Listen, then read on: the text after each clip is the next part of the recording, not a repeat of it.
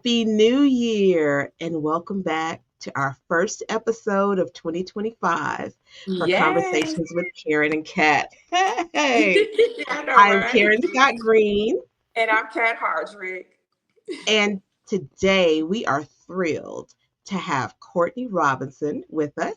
Courtney is a powerhouse leadership, branding strategist, and image expert. She's celebrated for her transformative work with high achieving women in executive roles, internships, and leadership. As an executive style mentor, she's an author, a speaker. Courtney helps women align their inner purpose with their outward presence, creating personal brands that exude confidence, command respect, and inspire influence. Welcome, Courtney. Thank you. Thank Thank you. you. Thank Yes. you, We are ladies, for having me. Thank you. So, listeners, get ready, take notes, feel inspired as we dive into Courtney and all the work that she's doing and the information that she's going to bring us. But first, Courtney, I have to ask what inspired you to pursue your career in leadership branding and as an image expert? So, to this year marks year 20 for me in corporate. And so when I started building my career in the early 2000s, I was looking for a way to gain more visibility, right? To Mm, be seen in the right way in the spaces in order to grow my career. And I found that a lot of that, because I was working in the office at that time, had to do with my presence and how I showed up. And so I mm, started to really take an interest in curating my own personal style. And I feel like that helped me gain some of the confidence that I needed to move and, be the leader that I knew I could be and to grow professionally and personally. So. mm. Got it. Go ahead, When Kat. you, it, I love what you said. You took charge of, because when we say how we show up in the room, Mm, I know for me, I think internally, psychologically, I never really think about outwardly either. I feel like, just throwing on something and, I feel like it's professional. You know what I'm saying? But you really do need to make that initiative. Sure. With this movement that you have embarked on for 20 years, um, what age group do you mentor young people to help them? Because I mentor young folks, showed us Karen, we're mentors with Gwinnett County. And mm, when I say showing up or work ethic or professionalism, because I'm loving this, when I want to be able to give some tips on how we can imprint on our kids how Mhm. they need to show up and why it's important not to have, well, I don't want to talk about kids when they had their pants sagging down and all that other stuff, but you know what I'm saying. So, how can we help them professionally show up on the exterior as well as show up on the inside? Without all this fighting and loving yourself. Because when you become all this negativity, that's really a reflection of who you are. And is that who you really want to show up as? So, can you speak to that a little bit? Yeah, I love that. And I think there's a couple of dynamics to your question. So I'll start with like who my ideal client or audience is. And it's really professional women, right? So women around my age in their 40s and maybe up who are, you know, s- um, secure in their career, but they're maybe growing to executive levels or C-suite levels, things of that nature. Anyone really who is looking to have more impact and more influence in their roles. And so their how they show up, their outward expression really matters, right? Especially when it comes to first impressions. So, but for me, I think when you think about the youth, they have to have those examples, right? So for those of us who have daughters, I have a bonus daughter, I have a niece, and there are other younger women that I mentor in my life who look up to me. How I show up makes an impression on them, but it also influences how they choose to show up, right? Think absolutely. about it. When we're little girls, we dress how we saw our moms dress, Mhm, right? The things that we saw them do we mimic a lot of that. So if you had a mom who was very present and, took pride in her, presentation, you probably do that too. And if you didn't have a mom who did that, maybe you found another woman who mentored you in that way in your life. So I think a lot of what we do, yes, it starts with us, but there's the ripple effect, right? It impacts the people that we touch and the people that are in our circle and our kids. So that's how I feel about it holistically, Mm-hmm. is that yes, foremost, we have to show up in a way that is a reflection of our own inner, core values and inner beliefs, but it has a far-reaching impact, than just putting on clothes. Absolutely. And when I think about like my sense of style came from my mother. Um, because, I remember on Sunday she would, well, during the week, she's a hairdresser. So back then, you wore a smock, not like the hairdressers of today. They wore smocks and, some sensible pants, whatever. But on Sundays, baby, on Sundays, she pulled it out. And she always would have a match. Her handbag matched her shoes. That was her thing. So I got that from her, handbag matching the shoes, and hats. My mother could wear a hat. So I got my sense of style from her. So how, for women, how we show up is an example for the younger women and also other women who are around us as well, who see us and they're like, there's something about the way she carries herself Absolutely. that I like. And so I also want to ask you, do you have wait. Go ahead. And Karen show up sharp every Sunday. Okay. I'm gonna need y'all to check my sister out. She be clean every Sunday, her and her husband. So that's good. Okay, I just had to say that. Go ahead, I Queen. love that. Check her I out love at it. AME. Check her out at AME. uh, Courtney, do you have a pivotal moment in your journey that shaped your approach to how you empower young women or the women that you work with? A pivotal moment. Yes, I do. And for me, it was when I was in business school getting my executive MBA. So I did that later on in my life as a working adult. And so I was working full time and going to school at night getting my MBA. I was in a cohort of about 50 people. Only 10 of us were women, and I was the only African American woman. So showing up to class, well, I'm going to class from work every day. So naturally, I was dressed professionally, but I felt this sense of having to show up even more powerfully because I'm around this group of men. And, men are a little bit sometimes they'll speak their minds without thinking anything of it. Women, No sometimes filter. we can be a little bit more shy and a little bit more reluctant in those, environments to speak up. So that's what was pivotal for me, is showing up in a way that enabled me to speak up, and to feel like my opinion was no less important than everybody else's in the room. So to command that authority and respect. And the women around me rallied, and said, oh my gosh, that was actually what tipped me to become a stylist. Is one of my female colleagues in that cohort asked me, are you a personal stylist or do you work with a personal stylist? And at that point, I honestly didn't fully have a concept that everyday people like me could work with a stylist. But that is what planted the seed that, encouraged me to start mentoring and supporting women in this way. So that was definitely a pivotal moment for myself, and I think for the women around me as well.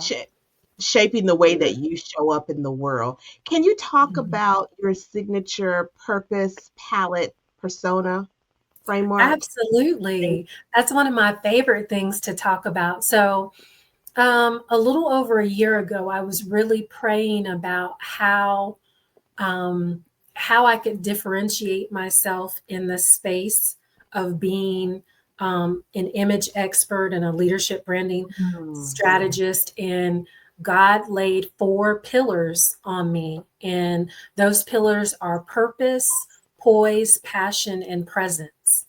And so those are the pillars that really shape how I work with women, right? Because we all need to work in our purpose, Yes. understand what our purpose is and how it impacts the work that we do. And then how we're poised, right? That grace that we work with and, that posture that we have also has an impact on how we show up. Your passion can really be shown through those colors, like that color that Kat has on and the color that you have on. Those are vibrant colors that are communicating something. Blue means something, orange means something, it brings energy. So that's the passion behind it. And then your presence is really the culmination of it all. When you have those things in place, it allows you to show up in a way that magnetizes other people, Mm. right? So when he gave me that framework, I've been running with it. And I call it the purpose palette persona because of the purpose, the palette meaning, the palette that we're using to dress ourselves. Mhm. And then the persona, because we all have a personal brand. We all have a persona. Whether you know what it is or not is one thing, but we all have a personal brand. So thanks Yeah. for asking me about that. I love it. And some folks may not call it a brand, they may call it a style. Well, this is my style. Folks, if I wore this, that doesn't really go with my style. Mhm. So it may Exactly. not be called a brand, but if you wear a certain, you may be someone who loves to wear a scarf or you love to wear a hat. That's your brand. Yeah. That is your brand. You may not be branding for the purposes of marketing, but Right. people know you because they see you every Sunday and you have on a, fedora, or you have on some beautiful scarf, or you're wearing African Ethnic print clothing. ethnic clothing, or you wear a beautiful bright bandana every time somebody sees you. That's part of Yeah. your brand. That's Your your signature style. Yeah. signature. That's right. Absolutely. Go ahead, Kat. Isn't there some data? Can we drop some facts about owning your persona, presenting yourself? Because I know the term dress for success. Can we drop some Yeah. facts, Courtney? Yeah. So there's actually a psychological term called enclothe cognition. And Hmm. that is exactly what you said, dressing for success. So Mhm. think about it. When, the pandemic happened and we all got comfortable and we're all on Zoom and everybody wanted to be in their PJs and nobody wanted to get dressed, how productive were you really, right? Right. But think about those days that you actually put some effort into getting dressed. It doesn't mean dressed up, but just putting on clothes, Yeah. how that changes the trajectory of your day and how the intent that you have, maybe how productive you may be. So, I mean, clothing is a really powerful tool. Clothing, style, wardrobe, all of that is a really powerful tool in terms of motivating you. And then again, impacting other people. Mhm. When you show up on Zoom in that bright way with your signature glasses and that color, that's speaking to people, right? And it's also another way that we differentiate ourselves, right? And it's really not that hard in this day and age because a lot of people don't take the effort. So when people really show up in a way that is authentic to who they are, in the colors and the styles and all those different things that speak to, who we are, the core of who we are, our essence, that's really what it's all about. So yeah, enclosed cognition is something that I work with my clients on, Mm. to help them understand the importance of showing up in a way that allows you, again, to have that impact, the influence, the authority, the visibility that you may want, in your connections. Love So, it. I love that. That's very important. Um, I do want to ask, in your life, you have been faced with a few challenges. Mhm. Can you speak to some of those challenges that the Lord has seen you through? Mm. Oh, absolutely. And speaking of my framework, it was really born out of the challenges that I went through. So at the top of COVID, I learned that I had 4 meningiomas or 4 brain tumors. Mm. I just went in for a routine eye exam, and my ophthalmologist was like, "Oh my gosh, I got to send you for a CT scan." Oh, wow. And he's like, "You're blind in your right eye." And I'm like, "What do you mean?" I'm laughing because it just it didn't make sense. Because you're like, I can Mhm. still see. Know? Exactly. I felt like I could. And, what I did realize once he started doing the test and localizing the eyes is that I Mm. really did have a huge deficit in that right eye. So Mm. the CT scan revealed that I had 3 meningiomas. I was referred for an MRI, went for the MRI, which revealed I had 4, not 3. Mm. Mm. So 10 days before my 44th birthday, I was having brain surgery, a craniotomy, to remove one of the tumors that was sitting on my optic nerve. Mm. And so, um, as you can imagine, that was pretty traumatic. I'm Mhm. thankful that spiritually I was in a season when that happened that I just felt really fortified. I was like, okay, Lord, you don't bring us to anything you're not going to get us through, right? That's right. So I had a really vibrant recovery with the brain surgery, right? Nobody can Mhm. tell unless I, point it out to you Yeah. Right. that I have an incision that went from here all the way to here. Nobody would Mm. know. You And you don't. certainly can't tell Mm. from how vibrant I Yeah. am. That's right. So I praise God, and I'm so thankful for, him just working in me to get me through that time, in how he has just been the most present part of my healing.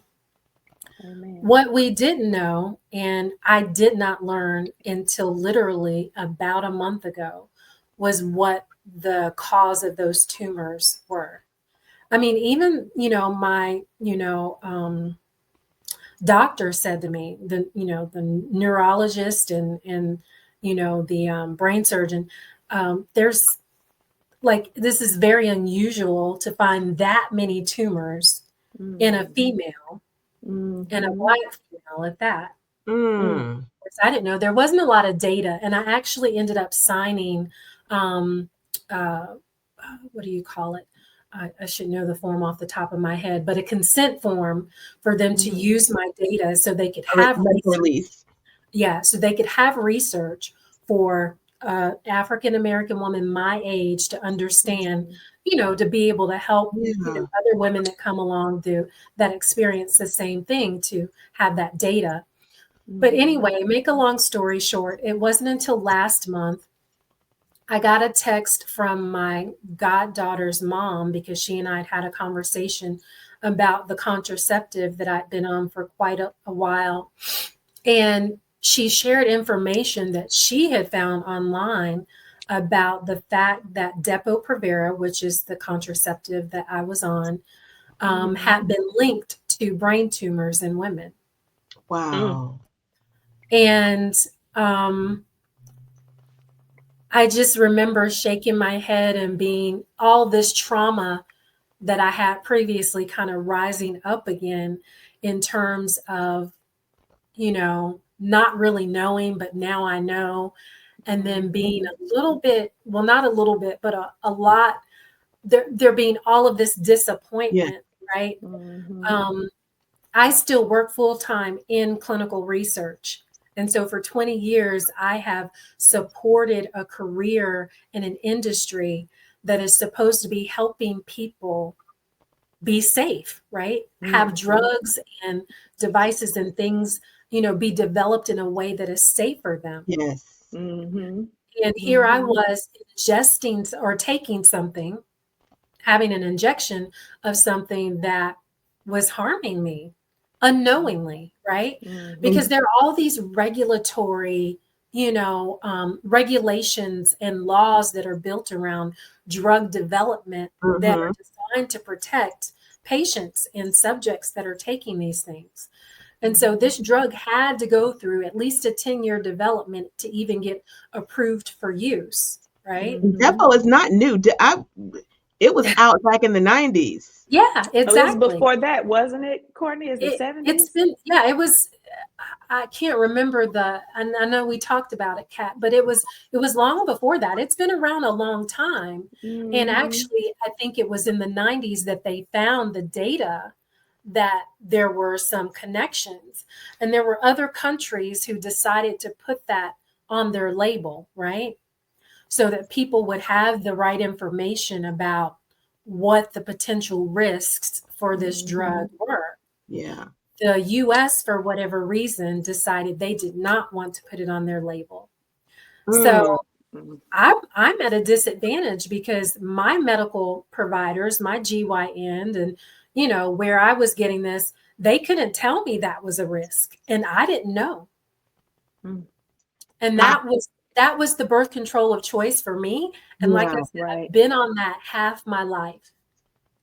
I Wow. had the Now I did I the know I Depo used. shot for 1 year back in the Mm-hmm. 90s. My hair Mm-hmm. fell out in patches. Wow. Yeah, I had like three Wow. patches that were clean, like someone had taken a razor. Mm. Mm. I had weight loss over that year. Weight Mm-hmm. gain, sorry. I had weight gain over Mm. that year. And that's when I started having issues with my blood pressure. Mm-hmm. Mm. And so my nurse practitioner at the time was like, you know what? This may not be the best thing for you. Mm-hmm. Mm-hmm. And Mm-hmm. I did it for that year and then didn't do it again. Yeah. Yeah, Absolutely. I took it in the 90s also, and I didn't stay on it long. Just I can't remember. I cannot recall the reasons why. I do not think I had an adverse reaction other Mhm. than just my concern over utilizing drugs in my body. So Mm, um, I just I just refrained from that. I did use it though for a very short period of time. My daughter Mhm. used it, and she's no longer on it. But it is something to be said about, like you said, the government is so responsible for making sure that the production. So by the time we got it in the 90s, there had to be, like you said, at 70, 80, all research. And as I'm looking on the internet, because that's all we have right now, because this is a new lawsuit, it's not a class action. What's MDL? What's Yeah, it's a, MDL in legal it's a, terms? yeah, it's a multiple, you District would ask me, um, something, but it is a multiple. multiple class action. So everyone has their own case, but you're Mm-hmm, still under this mm-hmm. umbrella of a class action lawsuit, I is how think I it's understand it to multi-district be. district Hmm. law litigation, something like that. Right. Um, So, I mean, because and there's literally women all over, the the US. the states United and States. even the world, right, that have Yeah. taken this, and been impacted by it. So, So I'm looking at lawsuitinformationcenter.com. It's a law firm that's talking about it's called the Depo-Vera lawsuit settlements, hmm and that's dated January the 12th, 2025. And it Mm. gives a good explanation, and it has like a calendar backwards. It's taking you all the way. It took me all the way back to like 2024. Like, I mean, hmm like that's far. We're only in I Couple said, weeks like, girl, it took us all ago. the way back to 2024. no, but to your point, But that's it when it says, was brought to light, so to speak, right? but get this, Canada Depo-Provera class action reaches settlement in October of 2021. Mm. So it says October 31, 2021, a Canadian-wide class action settlement was reached concerning Depo-Provera. So, and it's linked to bone mineral density loss. I Hmm have glasses and I'm still squinting. hmm Yeah, so, Osteoporosis. and then Yeah. it says to individuals who used it before May of 2020, I mean 2010. So the hmm 2021 is a settlement for people who used it before May 31st, 2010. So I wonder how many, this is why this show is so important, Conversations with Karen and Kat. We try to bring facts, not try, we bring facts to our listeners, people who can testify and share their own testimony. Because Courtney, you just found out last month through a loved one having a conversation with you. And unfortunately, you had to go through 4 tumors and a host of other And a stroke. issues. And a Oh, stroke. wow. I didn't want to say that. I wanted you to say it. So, and a stroke. And God saw you through. And I truly believe that you are I want to say the word beacon comes to mind, to help other women know that they're not alone. There is a light after all of this, and that there's recourse. Look into it. Talk to your doctors. As I read this, the only thing you need to do is to be able to prove you took Depo-Provera. Right. At And least it twice. says at Yeah. least twice. Yeah. And that you had one, say the tumor again, because you know that's an SAT word. Meningioma. Okay, Meningioma. Right. And And there's so many other ways that they, were impacted. But yeah, yes. there's some minimum criteria in order to be a part of the class action lawsuit. But I would say still there might be other litigation, that you can do, even if, you were impacted in other ways. Karen, you mentioned, it impacting your blood pressure, eyesight. I don't have full vision in my right eye. I don't have peripheral vision. And the blessing in that is if it were reverse, I had peripheral but not core vision, I would be considered legally blind and I wouldn't be able to drive. So, I mean, just the complete impact that something like this has on your life. I mean, I had several strokes, not just one, several strokes that I'm still rehabilitating my body and gaining my strength, working with my personal trainer, Kat, to build that strength back up and get back, get my strength back and feel, normal again. So there's the mental impact, there's the physical impact, and so many other things that, if there's any woman who has experienced that, I do, like you said, Kat, it's all about, the information and reaching out to the class action lawsuit. They ask you a few questions to ask if you qualify, and then they'll let you know how you can become a part of that. It's not intrusive and it's not, they really are trying to help. And the best way they can do that is to get the most women who've been impacted by it to be a part of the suit. Because the drug companies have to be held accountable, right? There was information that they had that they withheld knowingly, right? Yes. That they knowingly chose not to put on a label.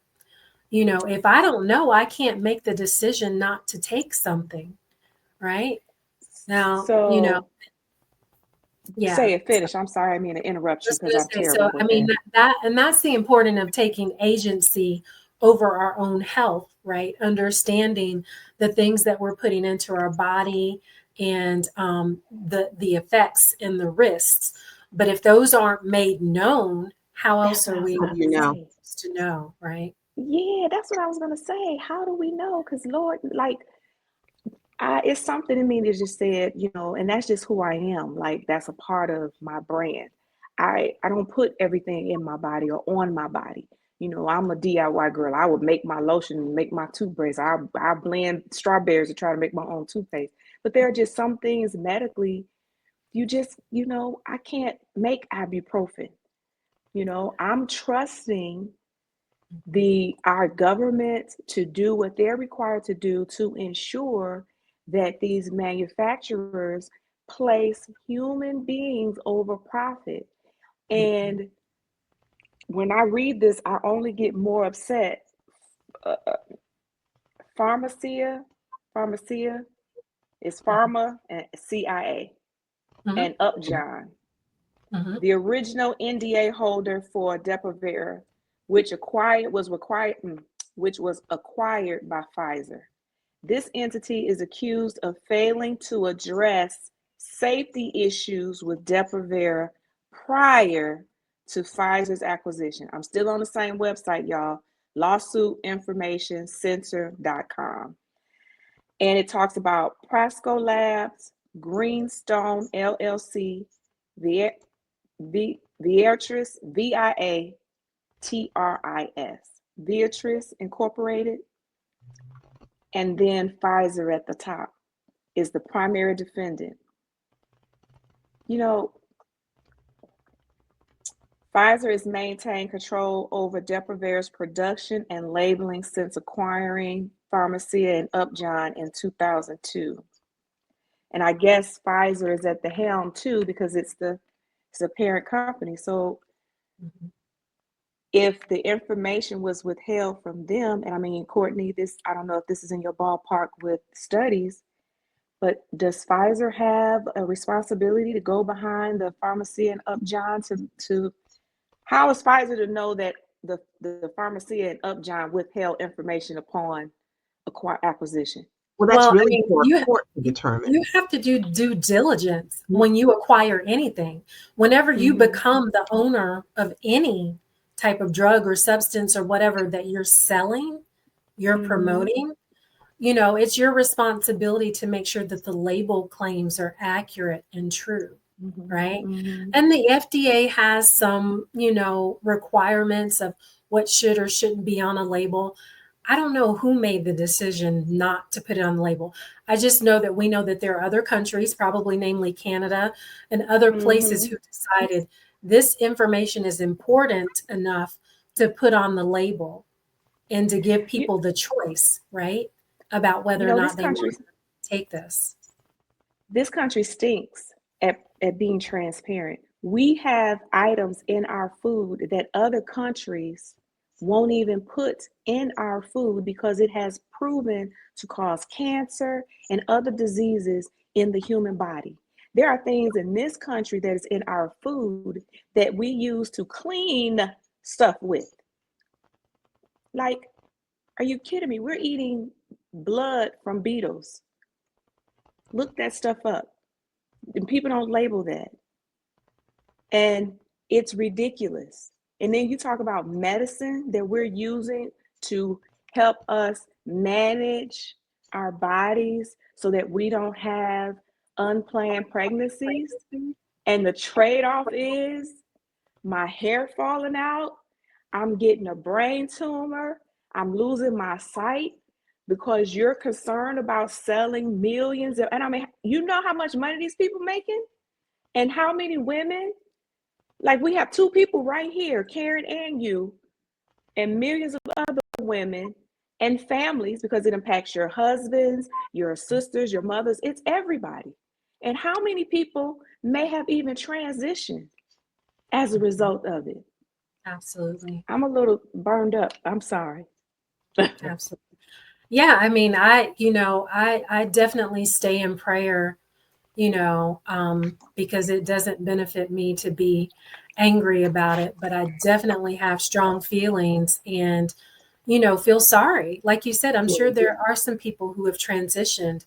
I'm so fortunate to be someone who's still around, but I wouldn't wish what I've been through on anybody, for the past 3-4 years. I wouldn't wish that on anyone. Being here, and we thank God for your journey so that you can tell others about what you are going through and what you have gone through.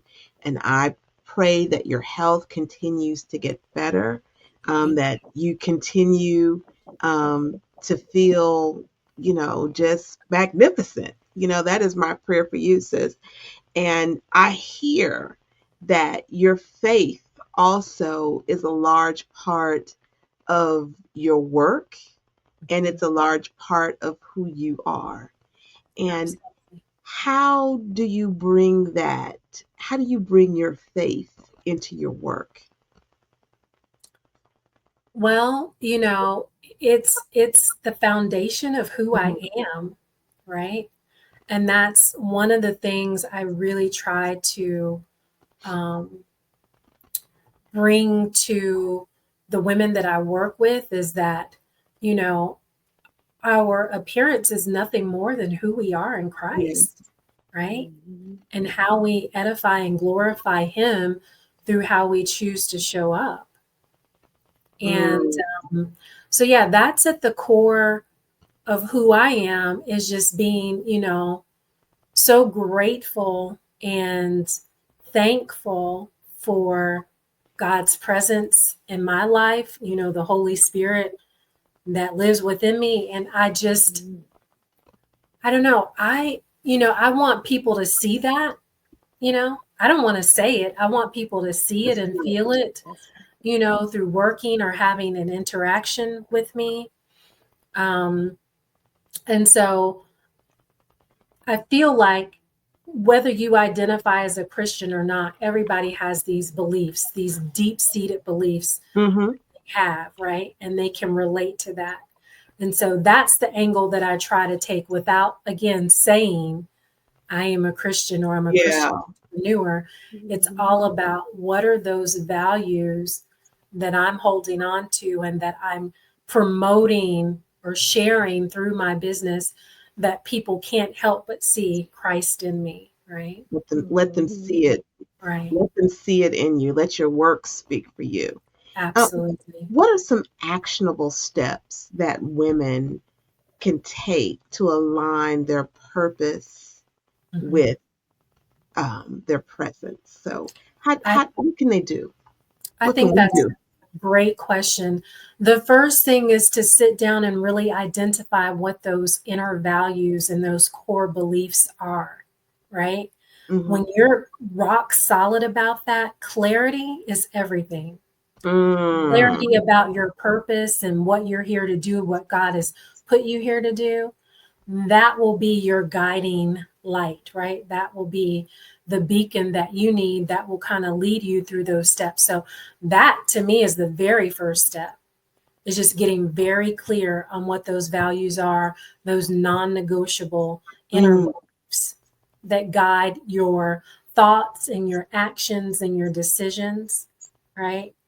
And when you get clear about that, then I think everything else kind of just falls fall into in line. place, right? Like when you know who you are and you really embrace that, I think it um, compels you to want to show up in a way, Mm-hmm. right?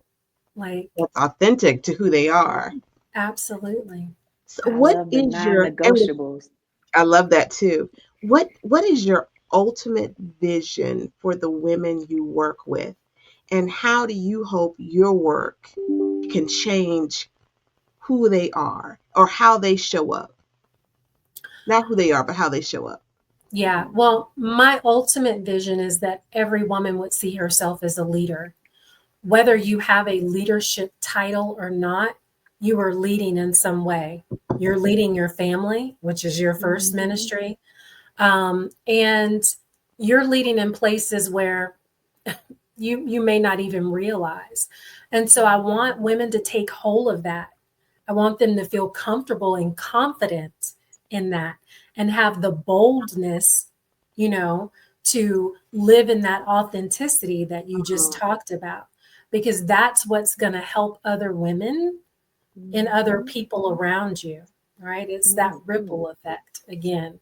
So I really believe everybody's a leader, whether you think you're a leader or not, you're Mm-hmm. leading in some way. And so just embrace that. love it. Yeah. Kat, what you look like you chomping at the bits to say something. I know, girl. No, I'm sucking it all in because she's like, oh, right. Just we lead, and especially just being the youngest in the family, and being in the military and just life, and we out here running for office and doing things like Mhm. we are leaders in our home. We budget, we organize calendars, we provide transportation, we map out, we have forecasts and projections, and Mhm. sometimes when people get into jobs and say, oh my goodness, I'm going into accounting, I don't know what I'm doing. Dude, you do it every day at home. Mm, Exactly. Every day, every day at home. You're budgeting every single day. You are doing counseling every single day. So it's good to be able to sit back and help people find their strength is already within them I don't know the actress name. It's the sister girl that she's one of the black sister girls. She bad too. She's always she's in Tyler Perry movies and stuff too. But I can't think of her name. But I saw her post today about we need to stop running, because when you keep running and you get to the other space, you still gonna be there. So stop running. Girl, I know. And I cannot think of sister girl name. She's the one with the loud mouth. She plays She has the twin sister, Tasha Smith. negative. She's a sister girl. She's always ha ha. Oh, Tyler Perry, when they got married, she was the one that did the wedding. And it's the one when they walked in to get married and they had the angels all hanging, playing. You ain't never seen that? It says, "Welcome to Paris in the summer." Oh, I remember the movie, but she's grandmother on Blackish. Yes, the grandmother on Blackish, and she's Fishburne's. Oh, Jennifer Lewis. Lewis, yeah. Jennifer Was Lewis. it her? Yeah. If she's the mother on Blackish, grandmother. Grandmother. Yeah. Yeah. So anyway, she said, "Stop running, because when you stop, you still gonna be there. Deal with it." Right. I know. And I was like, it resonated with me. So I like what you're just basically saying, like, dive into yourself, know yourself, right? Have that confidence and know that you are all that you need, with God, of course. Because God put in you everything that you need to be that leader, to show up. And if I can add, be gentle to yourself. Oh, we Give all have to yourself remind grace. ourselves that, yes. Girl, you know what I'm saying? That's a daily talk with yourself. That's a daily talk with myself. Karen, stop being so hard on yourself. You've never walked this life before. You've never done this before. Karen, you're gonna make mistakes. That's right. It's okay if you don't get it right all the time. It's okay. And not go apologize to anybody who you offended in the process and that you hurt. Hello. And forgive yourself and ask God to forgive you. Yeah. And let's learn. Because when you keep making the same mistakes and hurting people, that's no longer an apology, it's manipulation. Yeah. Yeah. So in saying that, powerful. It's with the caveat that you're being honest with yourself and others when you're doing it. Because if you're just saying the words, right? If I'm saying to you, I apologize for something that I've done, or I apologize for how I made you feel, or whatever, then, and you're not really sincere in that apology, and that's just, that's just words. So be kind to yourself and mean it. And be kind to others and mean it. Right. And when you falter and you fall, it's okay. It's okay. It's okay. It's okay. Yes. You're not alone. Pick up the phone and call a friend. Look.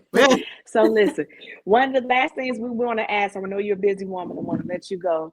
I do want to mention the MLK event too. Don't let me forget, Karen. Courtney, what is your mental wellness practice? We talk about mental health on this program. We want to silence the shame. We want to debunk the stigma, and we want the world to know that they are not alone when it comes to mental health challenges. And we want folks to be well mentally, physically, with their soul and spiritually. So what is your mental wellness practice? So over the summer, I did a Bible study I'm in a Bible study group with some ladies. We did a study by Priscilla Shirer called Breathe. And in Breathe, she talked about the Sabbath. Like, the book is all about the Sabbath, observing the Sabbath and how important it is to take that day. And I felt really convicted about really, doing what I can do within the course of Monday through Saturday and really observing Sunday to just rest, not work, not feel like I got to catch up on something I didn't do. I mean, to really just put everything down and be okay with whatever I felt like doing that day outside of worshiping, right?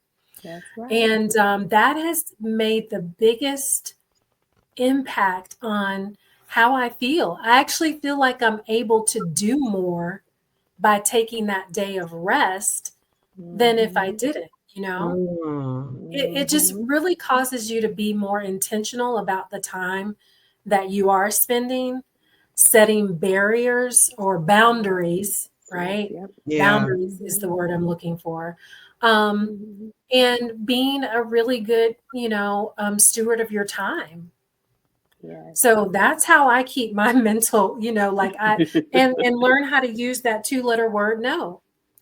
Right? And That's That's a right. that's a complete complete sentence. sentence. That's right. I was about to say with the period at the end, no explanation. That's right. It could be an exclamation mark if it needs to be. No. Uh-oh. That's right. So, I mean, yeah, setting limits and boundaries and honoring your time and your space. I mean, that's it for me. So that's the self-care thing for me, is just taking a day. And I don't have to explain to anybody if I don't want to do anything. I make sure my household is taken care of, but yeah, if I want to sleep, I sleep. If I want to read, I read. Whatever. Yeah. Yes. It's Yes. it, and I recently was asked to join a committee of something, and I said no. I like my plate is full. Mhm. My Yes. plate is full, Mhm. and I need to save this little space of time, but my plate is Mm-hmm. full. Mhm. You That's know, right. and Yep. so part of that with your boundaries is knowing, okay, I've got Mm-hmm. 5 other things over here that I'm juggling and trying to deal with, and I'm trying to incubate some other things. So Mm-hmm.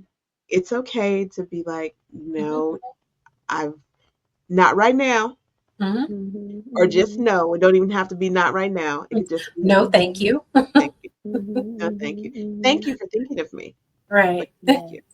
Yes. Yes. So yes, Yes. that part, and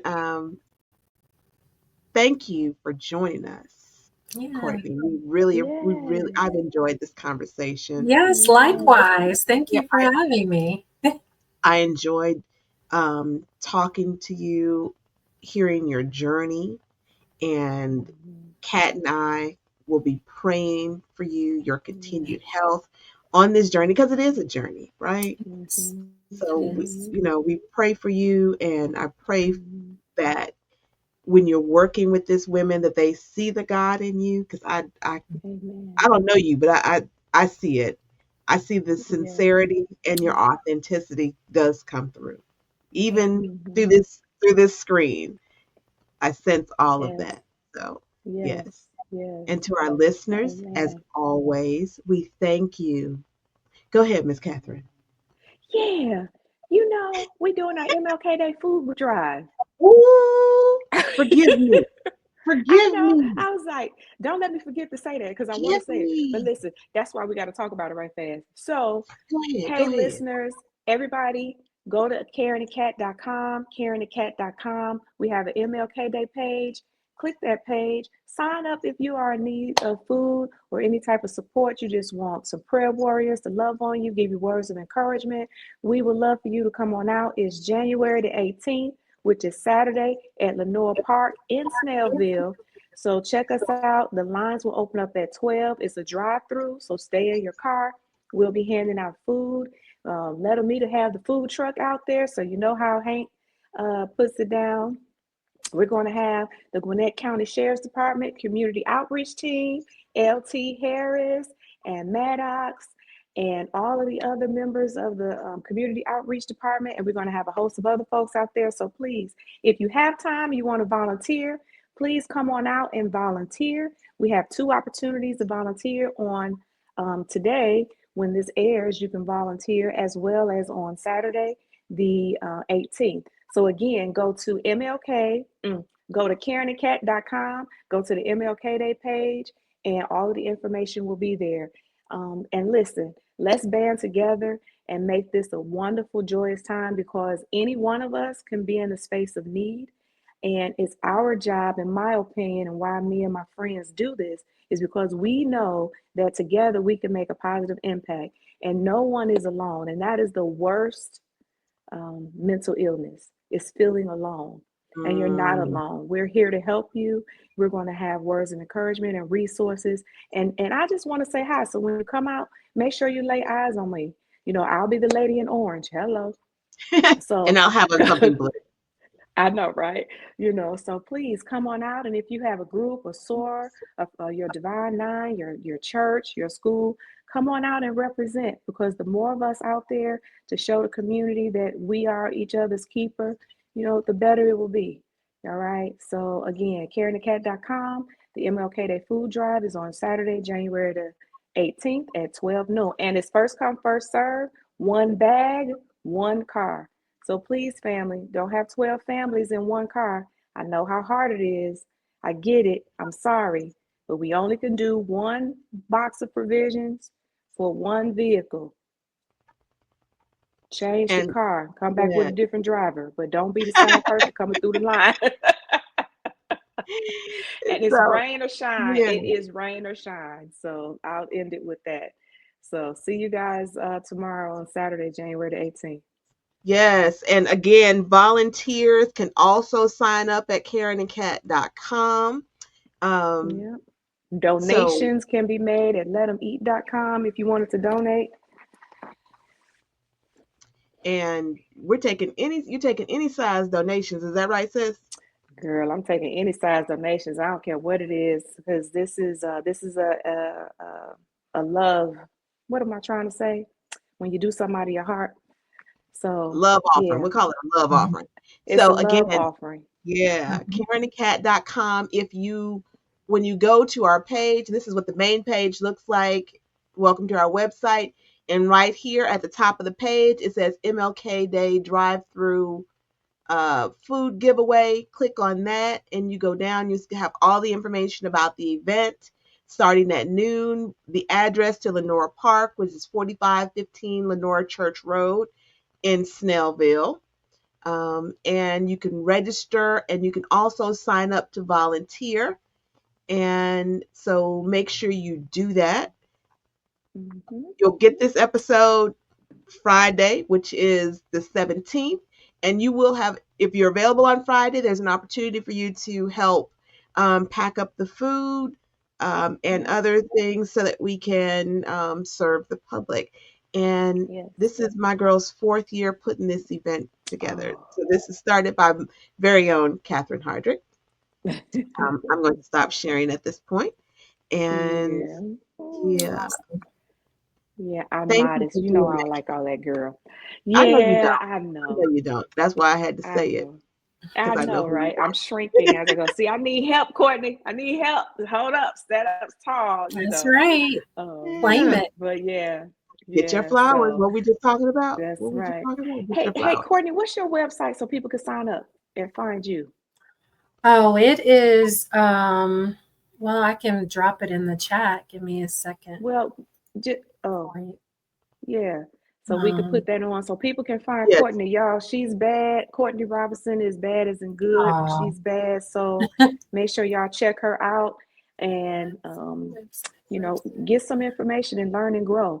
Check her out, Courtney yeah. Robinson. You can find her on social media handles, and she has a website that you guys can go out to. She does speaking engagements too. So, y'all want to have her out and have her come out and speak to your organization, executive leaders, C-suites, and so forth. Please check her out. She's bad now. I'm just trying to tell y'all, y'all better be ready. I would love to support in Be any ready way. for the shift. Be ready for the shift. That's right. Be ready for the Ready shift. You for the got to check out shift. that episode, honey. Mhm. Shift. Get your shift together. Together. Absolutely. So I'm grabbing your website right here. Okay. Yeah. I'm gonna For put it our up. audience, so not everybody is on video, they're on audio. So for our listeners, we want Mhm. them to go on out to your website and check it out. So it's imagebycourtney.com. Again, that's imagebycourtney.com.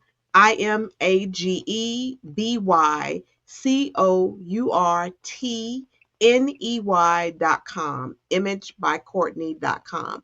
So you can go to her website, and you can also email Courtney at info@imagebycourtney.com.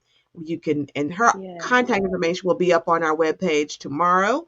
Well, today when you get this Mm-hmm. episode, so that anyone who's interested in working with Courtney or engaging her to speak at your event can get in contact with her.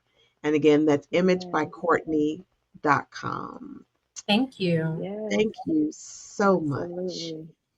May All your right. inbox be flooded. That is my prayer. Hello. We Praise receive God. that, I Mr. receive it. Amen. Okay. Right. I And receive. two or more. Hello. We are believing it. We are believing it. We are believing it. Okay. All right. Amen. Amen. So this time, as always, we want to thank you for joining us on this episode of Conversations with Karen and Kat. Where we are impacting the world one conversation at a time.